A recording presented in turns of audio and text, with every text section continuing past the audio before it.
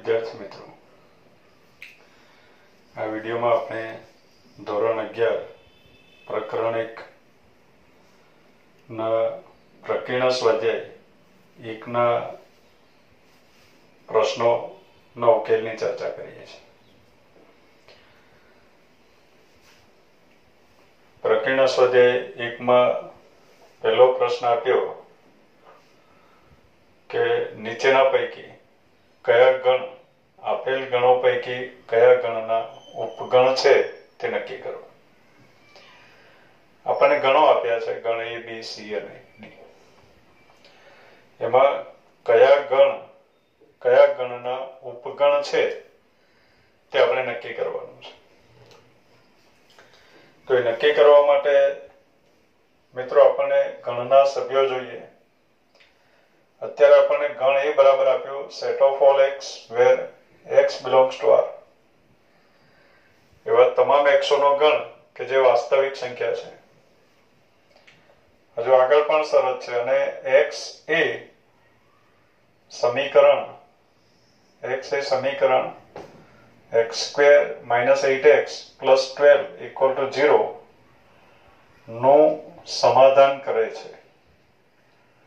નું સમાધાન કરે છે આ પ્રમાણે આપણે એટલે એવી તમામ વાસ્તવિક સંખ્યાઓનું ગણ કે જે આપેલા સમીકરણનું સમાધાન કરે છે। હવે આપેલા સમીકરણનું સમાધાન કરે તેવા x એટલે સમીકરણનો ઉકેલ, સમીકરણના બીજ। એટલે આપણે સમીકરણનો ઉકેલ શોધવાનું છે અને x belongs to r એટલે સમીકરણના વાસ્તવિક બીજ અથવા સમીકરણનો વાસ્તવિક ઉકેલ એમ કહેવાય। એ આ ગણના સભ્યો છે।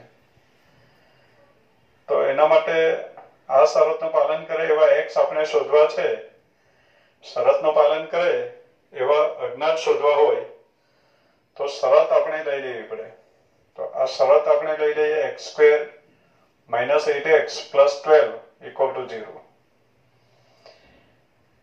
નો ઉકેલ શોધીએ। x માં દ્વિઘાત સમીકરણ છે 2 ઘાત 1 ઘાત 0 ઘાત x ની 2 ઘાત x ની 1 ઘાત x ની 0 ઘાત એ પ્રમાણે છે। તો ઉકેલ શોધવા માટે આના આપણે અવયવ પાડીએ। અવયવ પાડવા માટે આપણે બરાબર 2 ઘાત 1 ઘાત 0 ઘાત એમ આપ્યો હોય તો આપણે કહીએ છીએ કે 12 ના એવા અવયવ કે જેનો સરવાળો 8 આવે। 12 ના એવા અવયવ કે જેનો સરવાળો 8 આવે તો એવા અવયવ આવે 6 દુ 12। તો આના અવયવ મળે આપણને x - 6 x - 2 = 0। મિત્રો 10માં આ અવયવ આવી ગયા હોય implies x - 6 = 0 અથવા x - 2 = 0। x - 6 = 0 એટલે કે x = 6 અથવા x = 2। તો આપેલા સમીકરણનું પાલન કરે એવી x ની બે કિંમતો મળી અને બંને વાસ્તવિક છે જ એટલે એ ગણ એના સભ્યો છે। તો અત્યારે આપણે લખી શકીએ ગણ એ બરાબર સેટ ઓફ 2, 6 એવા તમામ x નો ગણ કે જે આપેલા સમીકરણનું પાલન કરે અને વાસ્તવિક સંખ્યા છે। તો એવા x આપણે મળ્યા x બરાબર 2 મીન્સ કે 2 આ શરતનું પાલન કરે છે એટલે 2 સભ્ય છે। 6 પણ આપેલી શરતનું પાલન કરે છે એટલે 6 પણ ગણ એનો સભ્ય છે। એટલે ગણ એના સભ્ય આવ્યા સેટ ઓફ સભ્ય આવ્યા 2 અને 6 એટલે ગણ એ બરાબર સેટ ઓફ 2, 6 એવો આવ્યો। હવે બાજુમાં લખી દઈએ આપણે ગણ b બરાબર સેટ ઓફ 2, 4, 6 છે।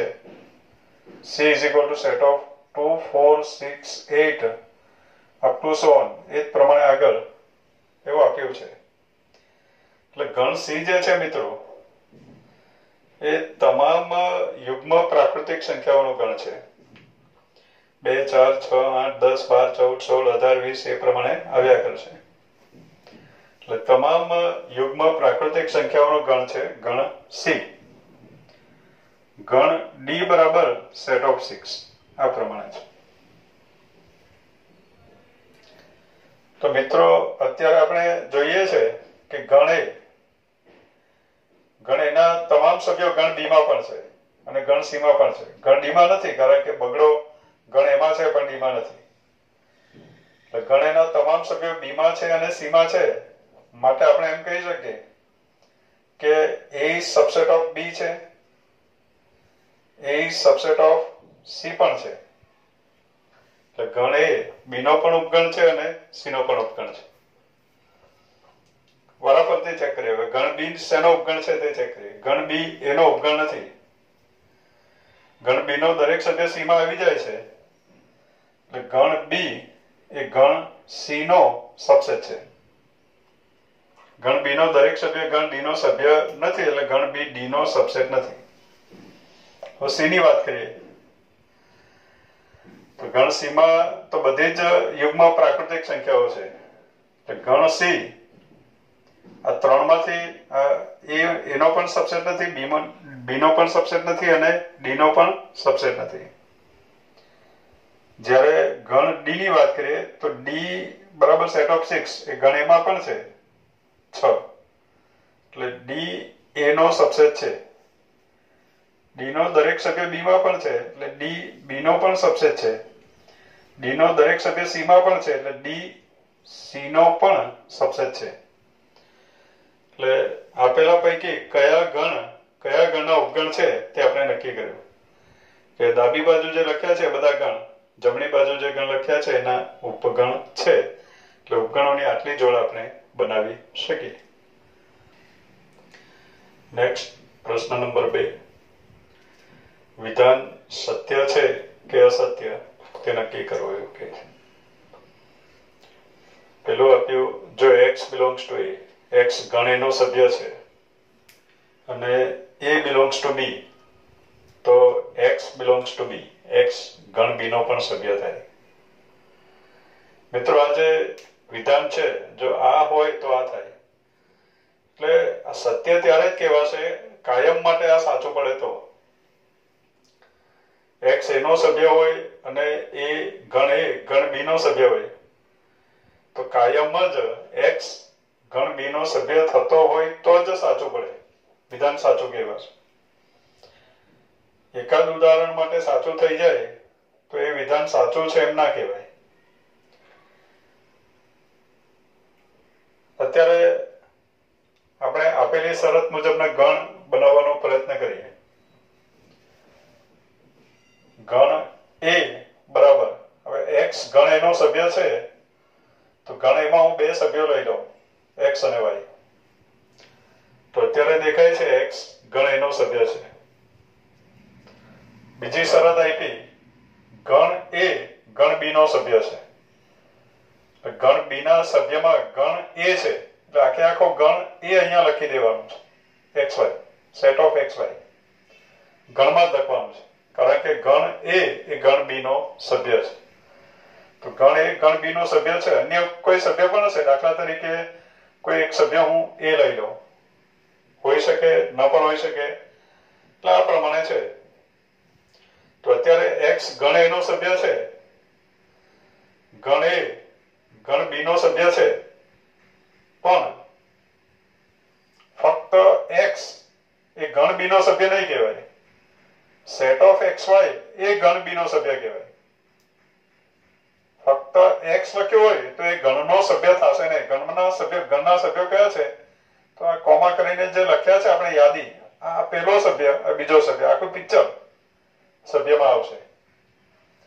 તો અત્યારે આપણે કહી શકીએ કે આ જે ગણો છે એના માટે આ પ્રમાણે ગણો લેતા x does not belongs to B, x B નો સભ્ય નથી, માટે આપેલ વિધાન અસત્ય છે. આપેલું વિધાન સત્ય છે એમ કહેવાશે. હવે ત્યાર પછી બીજો આપણે આપ્યો, જો A is subset of B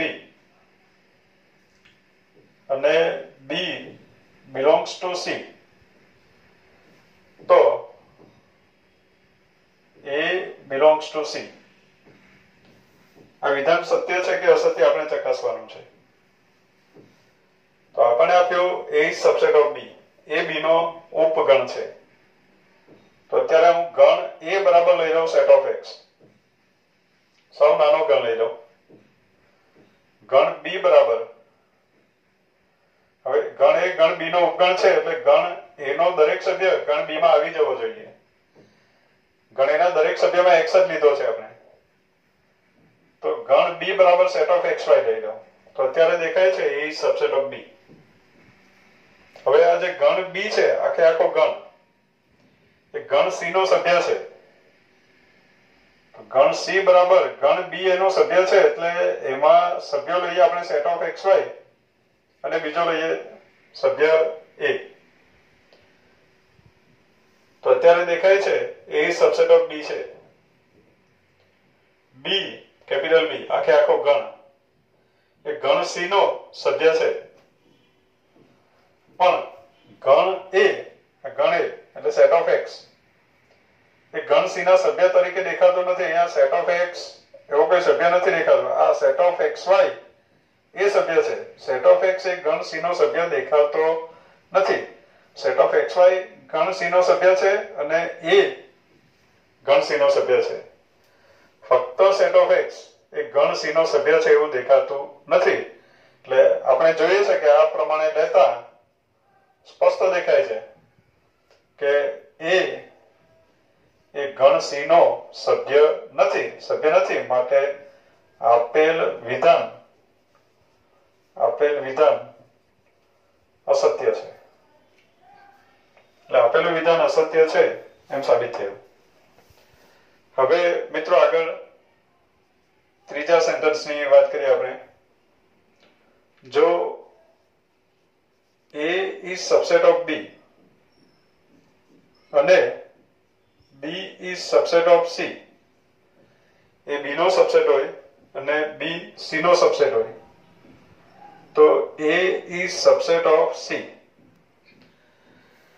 તો મિત્રો ધ્યાનમાં રાખો કે આ જે વિધાન છે એ સાચું છે. A B નો સબસેટ હોય, B C નો સબસેટ હોય, તો A ગણ C નો સબસેટ થાય.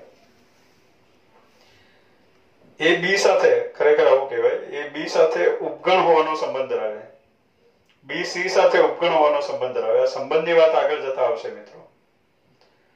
તો એ C સાથે ઉપગણ હોવાનો સંબંધ ધરાવે છે હંમેશા. આવા સંબંધને પરંપરિત સંબંધ કહેવાય.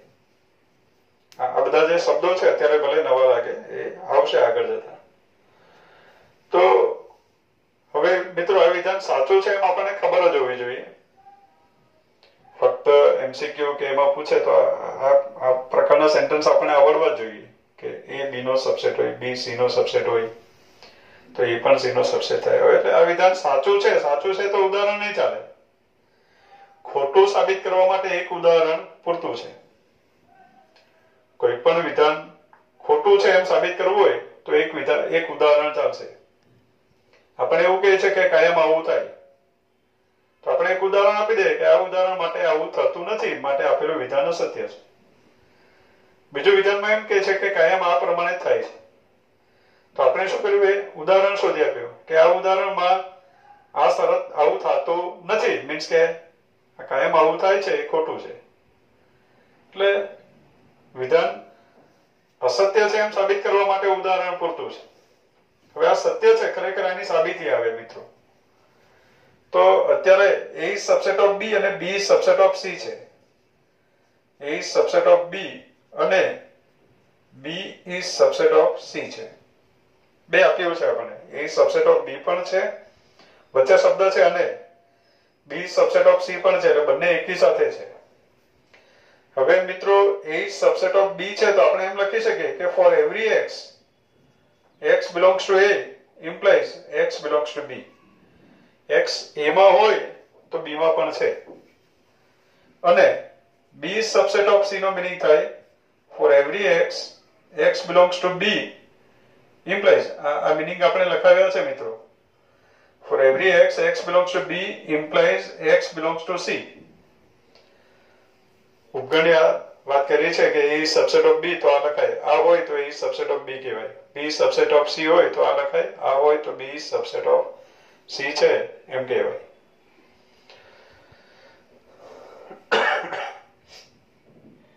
અત્યારે ફોર એવરી એક્સ, પ્રત્યેક એક્સ કે જે એ માં હોય તો બી માં છે, અને પ્રત્યેક એક્સ કે જે બી માં હોય તો સી માં છે. એટલે એ નો દરેક સભ્ય બી નો સભ્ય છે, અને બી નો દરેક સભ્ય સી નો સભ્ય છે. એમાં હોય તો બી માં હોય, અને બી માં હોય તો પાછો સી માં હોય. એનો મિનિંગ એવો થયો કે એક્સ એ નો સભ્ય હોય તો સી નો સભ્ય થાય. એટલે અહીંયા લખી શકે implies for every x, x belongs to A implies x belongs to C. બંનેને આ રીતે જોડી શકાય. બરાબર, એક્સ એ નો સભ્ય હોય તો બી માં છે, બી નો સભ્ય હોય તો સી માં છે. તો આપણે કહી શકીએ કે એક્સ એ નો સભ્ય હોય તો સી નો સભ્ય છે, માટે A is subset of C થયું. એટલે આ કાયમ માટે સાચું છે, એટલે એની સાબિતી આવે. એટલે આપેલું વિધાન સત્ય છે. અહીંયા હું લખી દઉં, આપેલું વિધાન સત્ય છે. સત્ય છે માટે આપણે સાબિતી આપી. અસત્ય હોય તો આપેલું વિધાન ખોટું થાય એવું એક ઉદાહરણ આપણે શોધી આપવાનું. એટલે આ જે વિધાન છે એ સાચું છે. ધ્યાનમાં રાખવાનું કે એ બી નો સબસેટ હોય, બી સી નો સબસેટ હોય તો એ સી નો સબસેટ થાય જ. એટલે એમ કહેવાય કે ઉપગણ હોવાનો સંબંધ પરંપરિત, આવા સંબંધને પરંપરિત સંબંધ કહેવાય. આગળ જોઈએ આપણે ચોથું. જો A is not subset of B, A is not subset of B,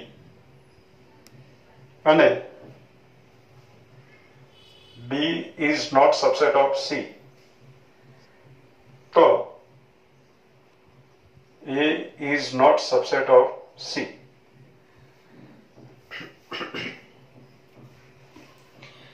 A B નો ઉપગણ નહીં હોય અને B C નો ઉપગણ નહીં હોય તો એ સી નો પણ ઉપગણ ન જ થાય એવું કહે છે.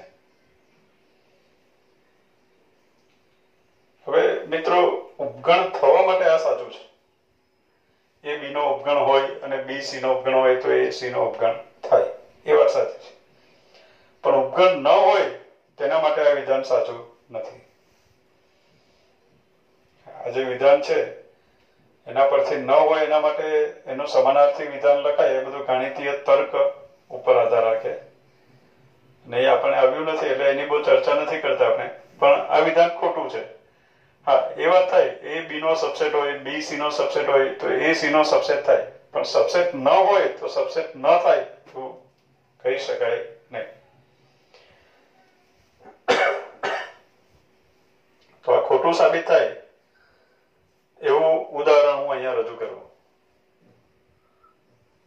ધારો કે ગણ એ બરાબર સેટ ઓફ 1, બહુ મોટો ગણ લેતો નથી, ગણ એ બરાબર સેટ ઓફ 1 છે. ગણ બી બરાબર સેટ ઓફ 2 છે, અને ગણ સી બરાબર સેટ ઓફ 1 3 છે એમ કહી દો. મિત્રો, જોઈ શકાય છે અહીંયા કે એ બી નો સબસેટ નથી, કારણ કે એનો દરેક સભ્ય બી નો સભ્ય નથી. આપણે એક એક સભ્ય લીધા, બહુ ભારે ઉદાહરણ આપવાની જરૂર નથી. એ બી નો સબસેટ નથી, બી સી નો સબસેટ નથી, કારણ કે બી નો દરેક સભ્ય સી નો સભ્ય નથી. એટલે B is not subset of C. પણ એનો દરેક સભ્ય સી માં આવી જાય છે, એટલે A is subset of C થયું. A is not subset of C થાય તેવા પણ ઉદાહરણ મળે. પણ આપેલું વિધાનને ખોટું સાબિત કરવા માટે A is subset of C થાય તેવું આપણે ઉદાહરણ શોધી આપવું પડે. તો અત્યારે A is not subset of B છે, B is not subset of C છે, પણ A is subset of C થયો. આ વિધાન એવું કહેવા માંગે છે કે આ હોય તો કાયમ આ જ થાય. કાયમ એવું થતું નથી. આ ઉદાહરણ માટે A is subset of C, A is not subset of C એવું થતું નથી. A is subset of C થયું. કાયમ એ સબસેટ ઓફ સી થશે એમ પણ નથી કહેતો. એટલે અત્યારે આમ કહી શકાય નહીં. એટલે આ પ્રમાણેનું ઉદાહરણ લેતા આપણે એમ કહી શકીએ કે A is not subset of B થાય છે, B is not subset of C પણ થાય છે, પણ A is subset of C થાય છે. A is not subset of C એવું થતું નથી. માટે આપેલ વિધાન અસત્ય છે એમ કહેવાશે. આગળ પાંચમા વિધાનની વાત કરીએ આપણે. જો x belongs to a અને a is not subset of b, તો x belongs to b.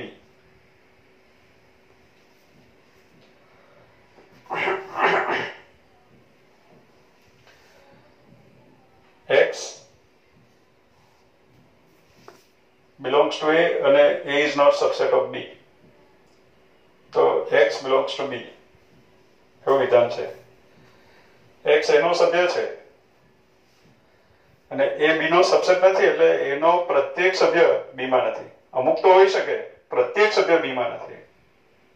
કોઈ સભ્ય હોય પણ એનો દરેક સભ્ય b નો સભ્ય હોઈ શકે નહીં. એટલે a is not subset of b, તો x b નો સભ્ય થાય. તો મિત્રો x એનો સભ્ય છે, ગણ a બરાબર સેટ ઓફ x જ લઈ લો, ગણ b બરાબર સેટ ઓફ y લઈ લો.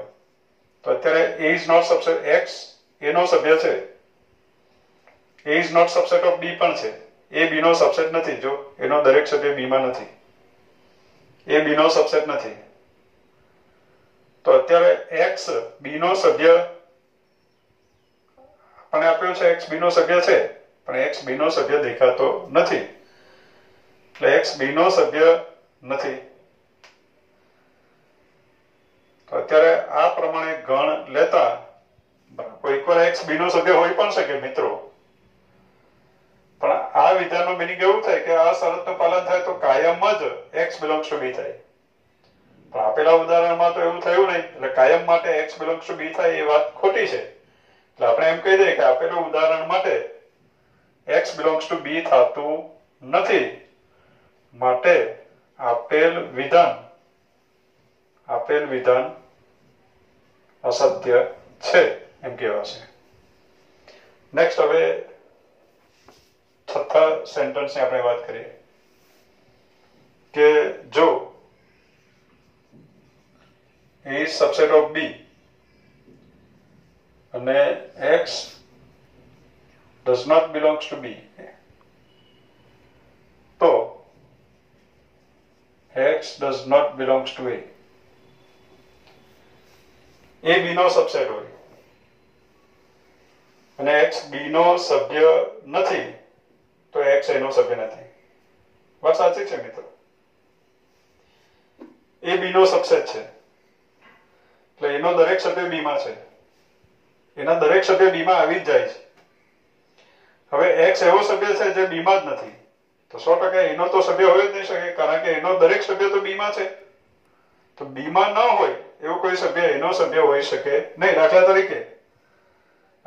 દાખલા તરીકે હવે મિત્રો હું લખતો નથી, આ a b નો સબસેટ છે, b નો સબસેટ છે, a b નો સબસેટ છે. હવે કોઈ સભ્ય છે x, લાગે વેન આકૃતિ જેવું એટલા માટે અહીંયા લખ્યું દોર્યું પાછું u. તો a b નો સબસેટ છે, x b નો સભ્ય નથી, x b ની બહાર છે. b નો સભ્ય ન હોય તો એનો સભ્ય તો થાય જ નહીં કોઈ પણ સંજોગોમાં, કારણ કે એનો દરેક સભ્ય b ની અંદર આવી જાય, જે સભ્ય b માં જ નહીં હોય. દાખલા તરીકે ગુજરાતનો દરેક નાગરિક ભારતનો નાગરિક છે. હવે તમને એમ કહેવામાં આવે કે એક માણસ છે જે ભારતનો નાગરિક નથી, ભારતમાં જ નથી, તો ગુજરાતમાં હોય કેવી રીતે શકે? તો એ પ્રમાણે એ b નો સબસેટ છે અને x b નો જ સભ્ય નથી. ગુજરાત ભારતનો સબસેટ છે અને x ભારતનો સભ્ય નથી, તો ભાઈ ગુજરાતનો સભ્ય હોઈ શકે નહીં. એટલે x does not belongs to a. આ વિધાન સાચું છે, એટલે વિધાન સત્ય છે. સાબિતી તો સાબિતી આ વેન આકૃતિ ચાલશે. ઓકે, એટલે આ પ્રમાણે વિધાન સત્ય કે અસત્ય નક્કી કરી શકાય. નેક્સ્ટ દાખલા નંબર 3. ગણ એ બી અને સી માટે એ યોગ બી ઇઝ ઇક્વલ ટુ એ યોગ સી અને એ છેદ બી બરાબર એ છેદ સી. તો સાબિત કરો કે બી બરાબર સી. તો મિત્રો આ જે સેન્ટન્સ છે, સેન્ટન્સ ધ્યાનમાં પણ રાખવાનું છે. મિત્રો જે કહીએ છીએ આપણે કે આ સેન્ટન્સ ધ્યાનમાં રાખવાનું છે, તો એ સેન્ટન્સ હાંસિયામાં લખી રાખવા. આગળ જતા એને ગમે ત્યાં ઉપયોગ આવશે. જીના સમ ઉકેલો ત્યારે પણ એ સેન્ટન્સ ઘણા જરૂરી. સેન્ટન્સ આવડતા હશે તો દાખલા સરળતાથી અને સ્પીડમાં ગણી શકાય. જે સેન્ટન્સ ધ્યાનમાં રાખવાની વાત કહીએ છીએ એનો વ્યવસ્થિત એની નોંધ કરતા રહે. હવે અત્યારે આપણને આપ્યું ગણ એ બી અને સી માટે એ યોગ બી બરાબર એ યોગ સી અને એ છેદ બી બરાબર એ છેદ સી. તો સાબિત કરો કે બી બરાબર સી. મિત્રો આ સેન્ટન્સ પરથી આપણે બીજી પણ વાત કરીએ કે એ યોગ બી બરાબર ફક્ત આટલું આપે, એ યોગ બી બરાબર એ યોગ સી.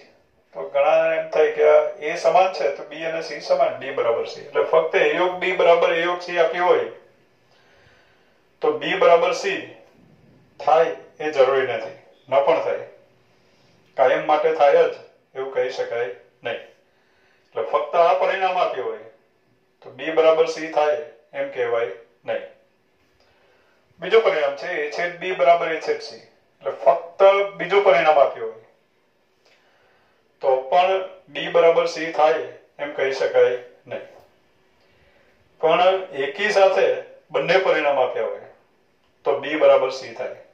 એટલે આ સેન્ટન્સ ધ્યાનમાં રાખો કે એ યોગ બી બરાબર એ યોગ સી હોય તો બી બરાબર સી થાય તે જરૂરી નથી. એ છેદ બી બરાબર એ છેદ સી હોય તો પણ બી બરાબર સી થાય તે જરૂરી નથી.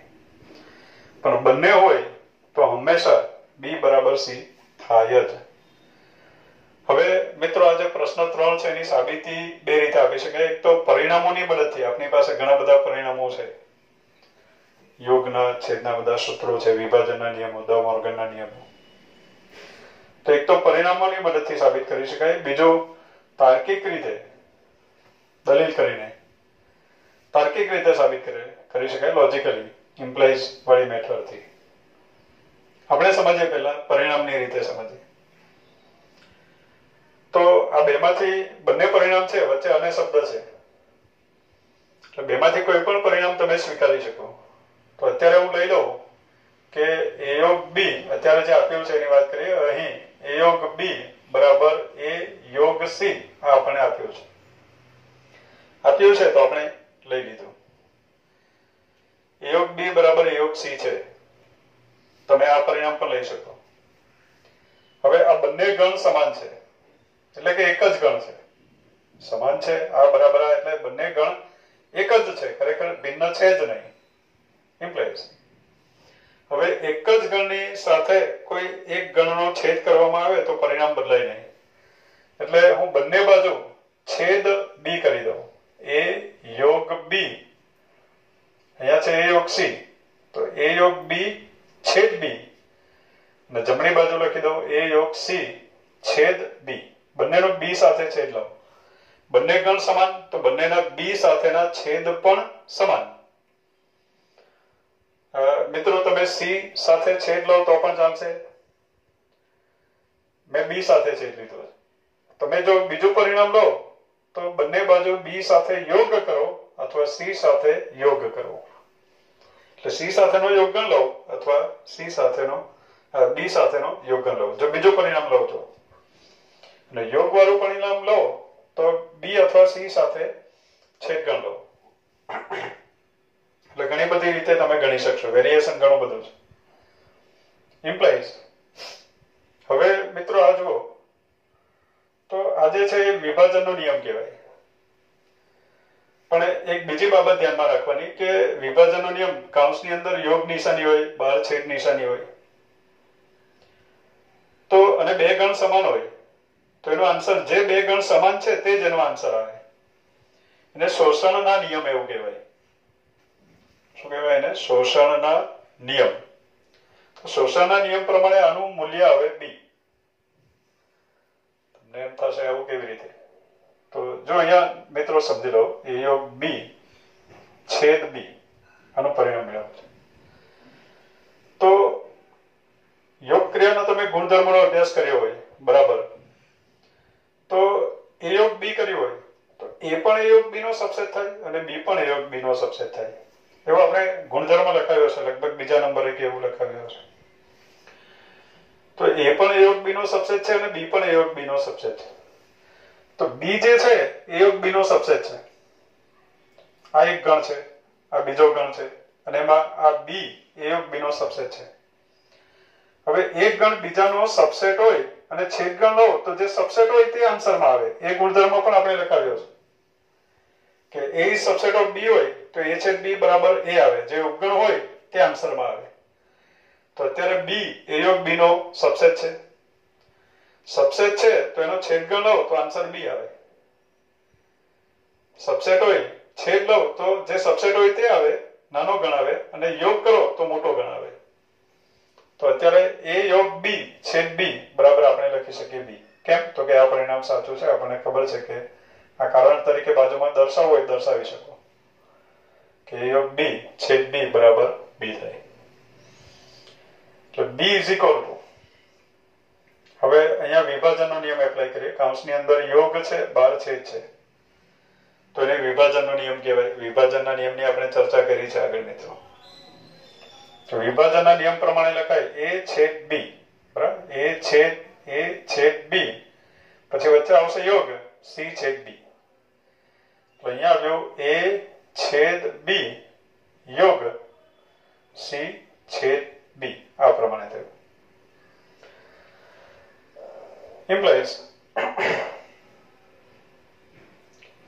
b is equal to, હવે મિત્રો a છેદ b બરાબર તો a છેદ c આપણને આપી દીધું છે. તો a છેદ b ની જગ્યાએ a છેદ c લખી દો. a છેદ c યોગ c છેદ b. કેમ આવું કર્યું? કારણ કે આપણે a છેદ b ની જગ્યાએ a છેદ b ની જગ્યાએ a છેદ c લખ્યું. a છેદ c યોગ c છેદ b. હવે મિત્રો યાદ હોય તો આપણે વાત કરી હતી, જ્યારે વિભાજનના નિયમનો અભ્યાસ કર્યો ત્યારે કીધું હતું કે ડાબી બાજુથી જમણી બાજુ તો લખતા આવડવી જોઈએ, પણ જમણી બાજુ પરથી ડાબી બાજુ પણ લખતા આપણને આવડવી જોઈએ. તો ખરેખર આ શું છે? તો કે વિભાજનના નિયમની જમણી બાજુ છે. કૌંસમાં છે બાર યોગ. તો આ વિભાજનના નિયમની જમણી બાજુ છે, એના પરથી ડાબી બાજુ કઈ રીતે લખી શકાય? તો એના પરથી ડાબી બાજુ લખવી હોય તો જે ગણ કોમન હોય એ પહેલા લખાય. કૌંસની જે અંદર નિશાની છે એ બહાર આવશે. હવે કૌંસમાં બાકીના બે ગણ, તો બાકીના બે ગણો એ અને બી છે. તો એ અને બી, છેદ લખ્યું છે તો અંદર આવશે યોગ. કૌંસ ખોલો તો સી છેદ એ યોગ સી છેદ બી થઈ જાય. એટલે સી છેદ એ યોગ બી આવ્યો.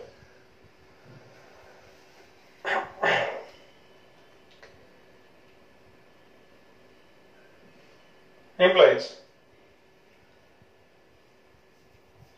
હવે એ યોગ બી એટલે તો એ યોગ સી છે, બી બરાબર સી છેદ એ યોગ બી ની જગ્યાએ એ યોગ સી પાછું લખી દો. તો મિત્રો આ શોષણનો નિયમ આવી ગયો. યોગ કૌંસની અંદર યોગ બહાર છેદ, જે ગણ રિપીટ થાય એનો આન્સર આવે. છેદ કરવો છે. હવે સી એ યોગ સી નો સબસેટ છે. ગણ સી એ યોગ સી નો સબસેટ છે. સબસેટ છે તો છેદ ગણ કરવાથી જે નાનો હોય તે આવે. નાનો કોણ છે? સી. એટલે આપણને મળ્યું બી બરાબર સી. એટલે બી બરાબર સી એવું સાબિત થઈ ગયું. શેની મદદથી કરે? શોષણનો નિયમ. બરાબર, આખું પરિણામ લખવું હોય તો લખી શકો કે સી છેદ એ યોગ સી બરાબર સી થાય, કારણ કે સી એ યોગ સી નો સબસેટ છે એમ કહી શકો. અથવા ખાલી આટલું લખી દો કે આ શેના આધારે લખ્યું, તો કે એને કહેવાય શોષણનો નિયમ, તો પણ ચાલશે. શોષણના નિયમમાં શું ધ્યાનમાં રાખવાનું છે? કૌંસની અંદર જે નિશાની હોય એનાથી વિરુદ્ધ નિશાની બહાર હશે અને એક ગણ કોમન હોવો જોઈએ. તો જે ગણ સમાન છે તે જ આન્સરમાં આવશે. એ છે શોષણના નિયમ. તો B બરાબર C સાબિત થઈ ગયું. એ જ પ્રમાણે તમે A છેદ B બરાબર A છેદ C લઈને પણ સાબિત કરી શકો. હવે મિત્રો લોજિકલી આપણે સાબિત કરીએ. B બરાબર C સાબિત કરવું છે તર્કની મદદથી. બીજી રીતે એટલે પરિણામની મદદથી સાબિત કરવું હોય તો આ પ્રમાણે સાબિત કરી શકાય. તર્કથી લોજિકલી આપણે સાબિત કરવું હોય તો મિત્રો શરૂ કરીએ. આપણે B બરાબર C સાબિત કરવું છે. B બરાબર C બે ગણ સમાન છે એમ સાબિત કરવું હોય તો બંને ગણ એકબીજાના સબસેટ છે એમ સાબિત કરી આપવું પડે.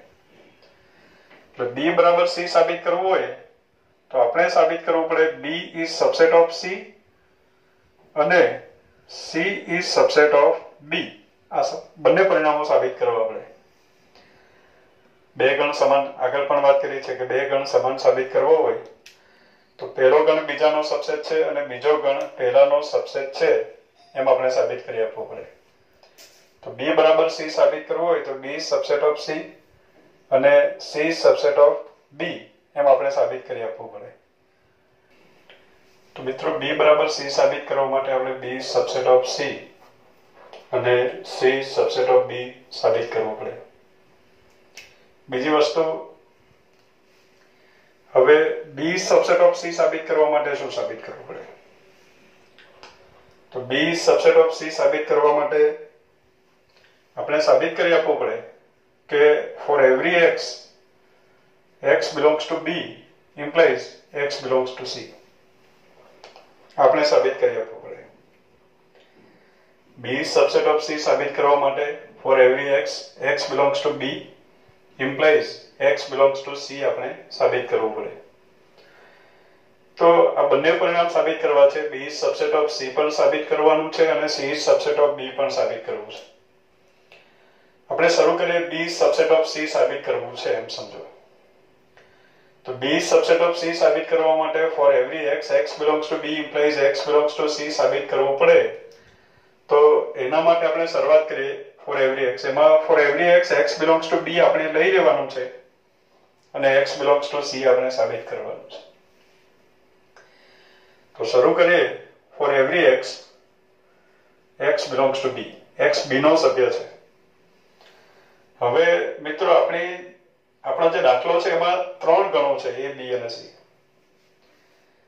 x B માં છે એમ આપણે લઈ લેવાનું છે, C માં છે એમ આપણે સાબિત કરવાનું. તો આ ગણ A ક્યાં ગયો? x ગણ B માં છે તો ગણ A માં છે એમાં આપણે સાબિત કરી આપવાનું છે. ગણ B માં છે તો ગણ C માં છે સાબિત કરવાનું છે. તો ગણ A, તો x ગણ A માં હોઈ શકે અથવા ન પણ હોઈ શકે, આપણને ખબર નથી. એટલે ગણ A માટે બે વિકલ્પ પડે મિત્રો, ખાસ અગત્યનું. ગણ A માટે બે વિકલ્પ પડે. x ગણ A માં હોઈ શકે અથવા ન પણ હોઈ શકે. કાયમ માટે આ પરિણામ સાચું સાબિત કરવાનું છે. એટલે ગણ A નો સભ્ય હોય તો પણ x belongs to C આવી જવું જોઈએ અને ગણ A નો સભ્ય ન હોય તો પણ x belongs to C આવી જવું જોઈએ. તો for every x belongs to B આપણે લઈ લીધું. આ તો છે જ, બરાબર. હવે વિકલ્પ પડ્યા. પહેલો વિકલ્પ x A નો સભ્ય હોય તો, અને અહીંયા બીજો વિકલ્પ આપણે લખીએ. બીજો વિકલ્પ શું છે તો કે x A નો સભ્ય ન હોય તો. ક્લિયર કરો. B નો સભ્ય છે, C નો સભ્ય છે એમ સાબિત કરવું છે. તો એમાં છે કે નથી? તો હોઈ પણ શકે, ન પણ હોઈ શકે. તો એના માટે બે વિકલ્પ આવ્યા. x A નો સભ્ય છે, x A નો સભ્ય નથી. A નો સભ્ય હોય તો શું થાય? A નો સભ્ય ના હોય તો શું થાય? દરેક વિકલ્પમાં x belongs to C આવી જવું જોઈએ.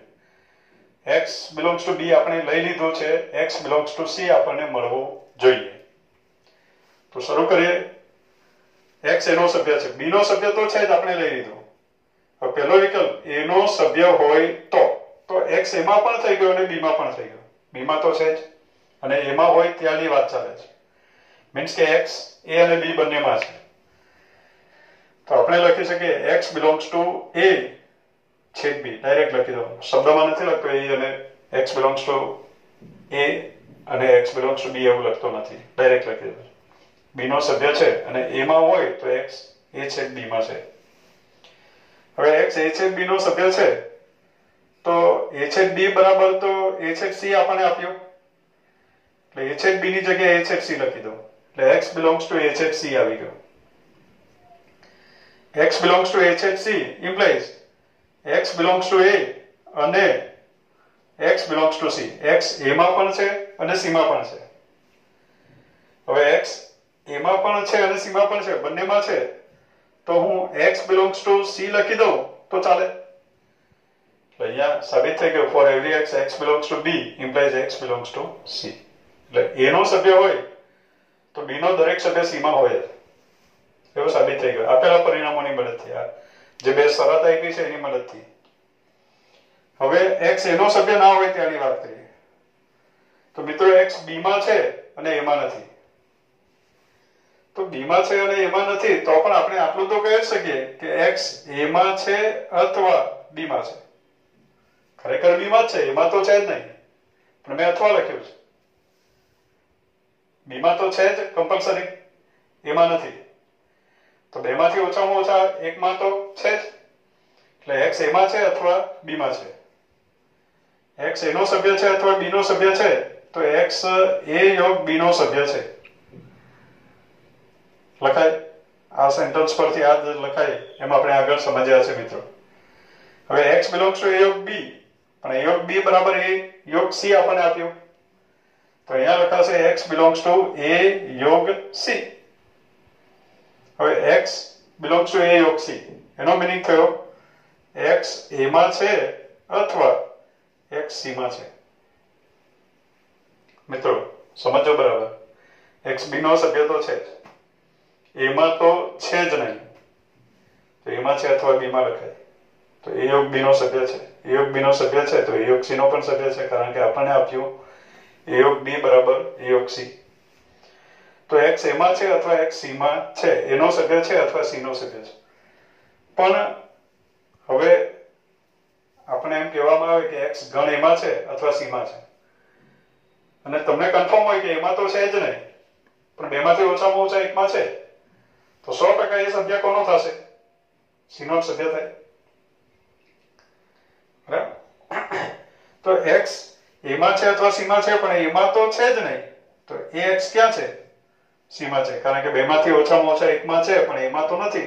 કમ્પલસરી c માં જ એને હોવું પડે. એટલે x belongs to c આપણને મળી ગયો. તો અહીંયા લખી દે બંને વિકલ્પમાં x એનો સભ્ય હોય તો પણ આવે અને એનો સભ્ય ન હોય તો પણ આવે. એટલે અહીંયા લખી દે આમ બંને વિકલ્પમાં શું સાબિત થયું? for every x belongs to b implies x belongs to c. આ સાબિત થઈ ગયું. માટે b is subset of c સાબિત થઈ ગયું. for every x belongs to b implies x belongs to c હોય તો b is subset of c કહેવાય. હવે મિત્રો આગળ લખી દઉં તે જ પ્રમાણે c is subset of b સાબિત કરી શકાય. એ સાબિતી આપણે લખશું નહીં, ચાલશે. એ જ પ્રમાણે c is subset of b પણ આ જ રીતે સાબિતી તમે આપી શકો મિત્રો. પ્રેક્ટિસ કરવી હોય તો કરી પણ શકાય, પણ પરીક્ષામાં ના લખશો તો ચાલશે. એટલે તે જ પ્રમાણે c is subset of b સાબિત કરી શકાય. એટલે b is subset of c અને c is subset of b બંને થઈ ગયો, માટે b બરાબર c છે એમ કહી શકાય. એટલે આ પ્રમાણે સાબિત કરી શકાશે. આપણે બે રીતે સાબિતી આપી છે, એક પરિણામની મદદથી અને બીજો જે લોજિકલ સેન્ટેન્સ આપણા છે એની મદદથી આપણે સાબિત કર્યું.